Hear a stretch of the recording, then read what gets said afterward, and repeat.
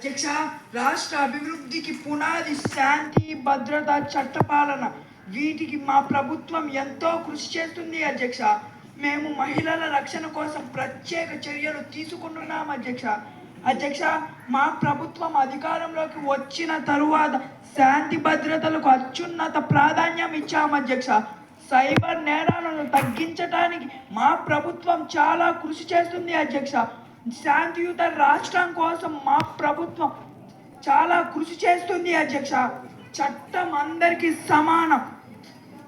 ఎంత శక్తివంతులైన చట్టం ముందు నిలబడాల్సిందే అధ్యక్ష.